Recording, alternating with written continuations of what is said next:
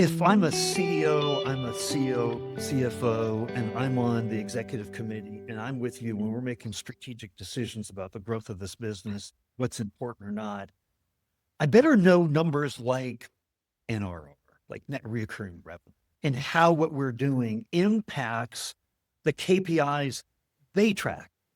They're not tracking cost per click.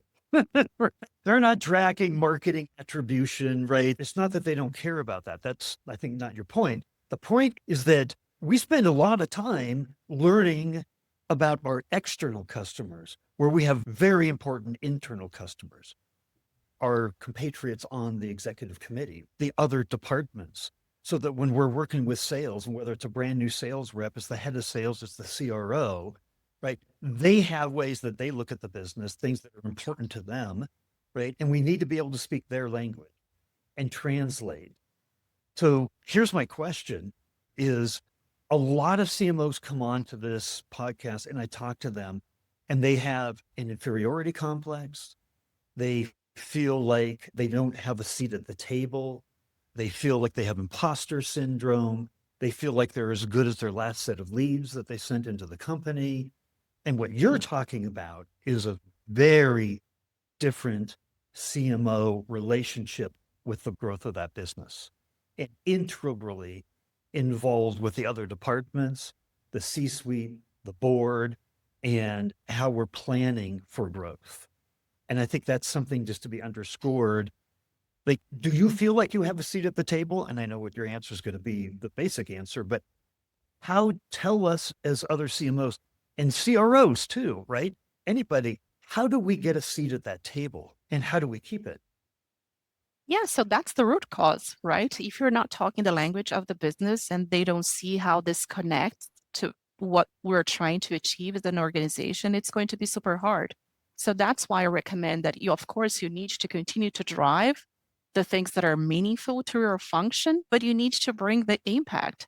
And I have seen many times from multiple organizations and big CMOs saying marketing does not sell. So what are you doing? Right. So we do sell. Oh, It's a combination of work.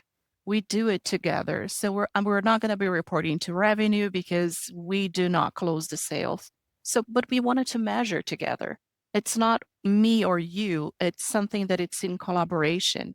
So the benefit is to see the deals that are closing because it's also going to inform your strategies.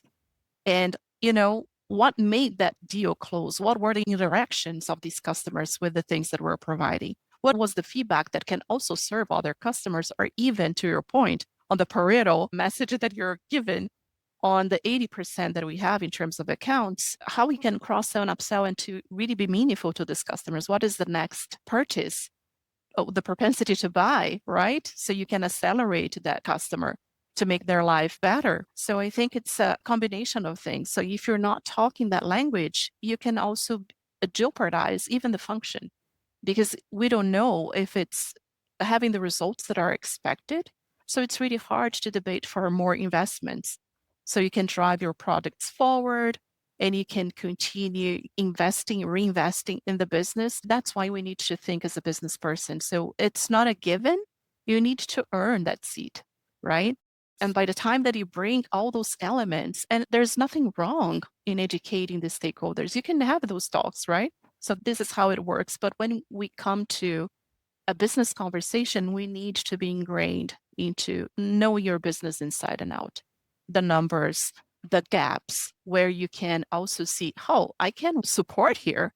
I can do a difference here with an additional campaign, activation, ABM, whatever your tactic might be. But the importance is really to how you connect the dots to raise the bar and take it to the next level. So I think that's where the misconception comes.